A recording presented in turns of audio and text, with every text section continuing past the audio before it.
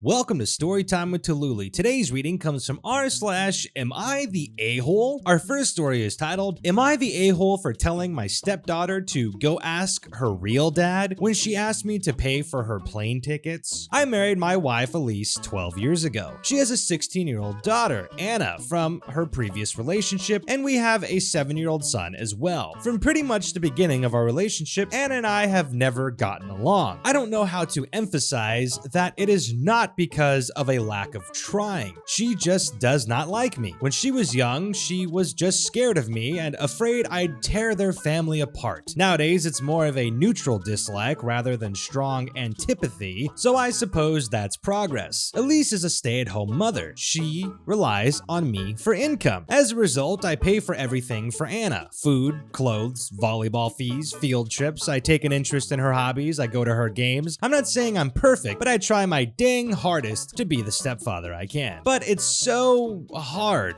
Always giving me curt one-word responses. Always having to have an attitude. She does things to get a rise out of me. Staying out late, reeking of booze. Always trying to sneak boys in. Typical rebellious stuff. But I always let her know I love her and I'm there for her in hopes of her poophead teenager phase pass. The opposite is true for her biological father. She adores him. Can't tell you why. He never goes to her games. Always makes excuses for why he doesn't want to see her. He forgot her birthday last month and she cried herself to sleep. Well, anyways, Friday I came to her room to check her phone and read her messages. Not a permanent thing, but she's been caught sneaking out twice in the last month, so this is her punishment. I ask for the phone. She says, "No, I'm tired of you checking my crap. Leave me alone." I tell her I'm not asking again and she goes, "Just F off already. You're not my real dad. You never have been. Stop acting like you can tell me what to do," before getting up and slamming the door. Like I said, guys, I'm tired of the blatant disrespect, of being the verbal punching bag while still providing more for her than anyone else in her family. We haven't really talked since until this morning during breakfast. She asked if I could pay for her plane tickets so she could see her boyfriend cross state. Like I said, her mom doesn't work and her dad is a piece of crap, so I normally would be the one to cough up the money. Not this time. I responded, "Go ask your real dad." I could tell she was hurt. Tears swelled up from her face and she excused herself from the table. My wife took me aside later and said my comment was extremely disrespectful. I said if anything's disrespectful, it's her treating me like a doormat and a credit card, and I will no longer tolerate this treatment in my house. I told her we don't have to be friends, but if she can't at least be cordial to me or respect my position as an authority figure, she can find someone else to pay for her non-essentials. Am I the a-hole? Edit. And to add more context, my wife is a saint. She does stick up for me when Anna says something rude or snarky. She just said stooping to her level was inappropriate, but she's a wonderful mom and tries her best. I don't know how to give you advice on this. The only thing I can think of is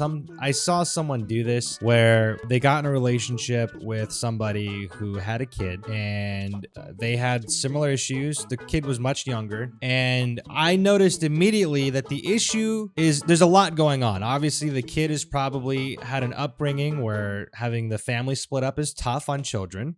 Having a new parent enter into the life at a young age could be scary. And if you didn't win them over immediately, then chances are, who knows? You might look different. So maybe at school, she feels like, oh, people know I don't have a real dad. Kids are mean. Kids are brutal. Maybe the idea of having a broken home was just traumatizing and you were the person she took her anger out on. And I think another factor, a lot of it has to do with the other parent. So the biological parent that still has the child in custody and gets into a new relationship, it is absolutely that biological parent's responsibility to make sure that they establish the new partner as an authority figure. If you don't do that, then the kid will always default to the biological parent that's in the current relationship in the household, and they will always write off the authority of the non-biological parent. I've noticed that pretty frequently when I see that happen in other households. Now, do I have, research to back that up? Have I studied this thing? Do I have a certificate? No. So obviously what I'm saying could be wrong, but that's just what I've seen. And in that circumstance, I feel like, there's always going to be probably this rebellious state that occurs. Now, a 16-year-old out drinking, coming home, sneaking in, probably being, I don't know. I feel like that needs to be taken care of. That level of, I don't know. I mean, that's going to lead to more issues and that's going to lead to bigger problems in life. And that should be addressed for sure. Do I think you're the a-hole? I don't know. I feel like after a certain point, you're going to get fed up after dealing with it for so long. Obviously, as the adult dealing with a teenager, her. Yeah, there was a messed up thing to say. You probably shouldn't have said that. That probably caused more harm. It's going to hurt your relationship more. She's probably going to do more terrible, rebellious things, and that's not going to rekindle the relationship. But I also understand if you're to a point where the child completely disrespects you and the biological parent hasn't done anything to establish that authority in the relationship, then there's only so much you can do before you finally just decide to go along the route of, well, it's not my blood kid, so I don't care anymore. And I've seen that happen with friends too, you know, where they just get to a point where their step parents just they don't want anything to do with them. So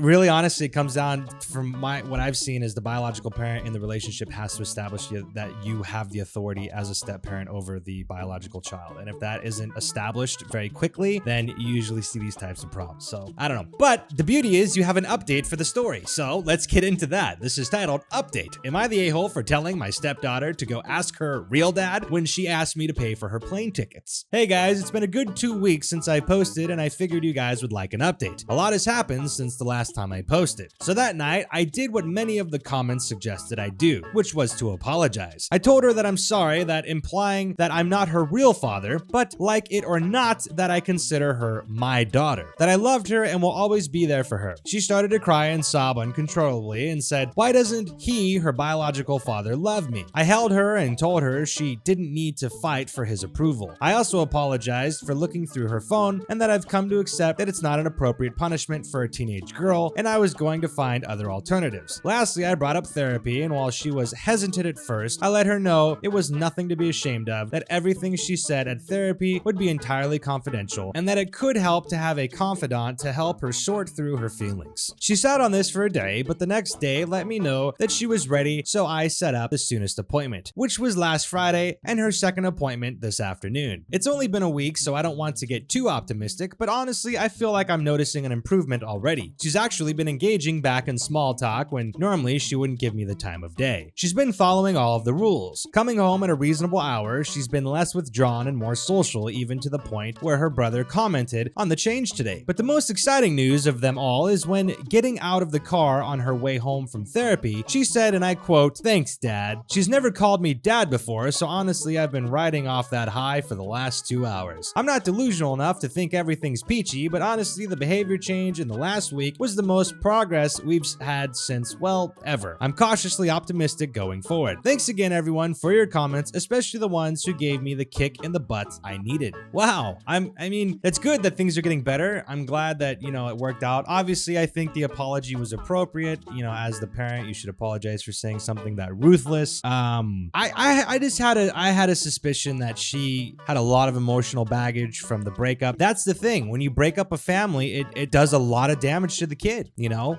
Some people are against it. They don't, you know, they think that the traditional nuclear family or whatever is like not a good thing. But I mean, it's just, as humans and social creatures and beings, it's very important to have, you know, both parents in the household. And unfortunately, we're in a society where there's a lot of divorce, there's a lot of single parents, and, you know, there's a lot of step parents, and that's hard on kids, you know? It's really difficult. So obviously, you know, I hope it gets better. I really do. You're in a position where you obviously care about her. You're willing to work through it. She's obviously showing some willingness to change and to try and get better. Obviously, I think it had more to do with the emotional baggage she hasn't been able to process. And I think therapy would probably be good because it's going to allow her to maybe go through that process and understand it and mature from it, which is really important because obviously, you know, a lot of parents, you're not equipped to deal with that, you know? So I think this is really, really effective. It's fantastic. I hope things get better. I hope your relationship is strong. I hope she's able to get the emotional care that she needs to be able to grow and come out of this more positive and not so hurt with obviously the devastation she's experienced growing up. And I'm glad you were able to recognize that that was a really messed up thing to say. But, you know, I understand also that you're probably going to get to a point where, you know, we're not perfect. So I think the apology is good, her calling you dad. So obviously, I hope this progress continues and you guys have a great and awesome, flourishing relationship and you both have wonderful, amazing lives as a family. Well, that's it for today. Thank you all for hanging out. I appreciate it. If you would be so kind, there's a couple of videos here. You know, if you'd like to watch another one, that would be great. It helps the channel immensely. Either way, I appreciate the support. It means a ton. I really do. Thank you. Thank you. Thank you. And yeah, so I hope you're staying safe out there. And with that being said, we'll see you next time.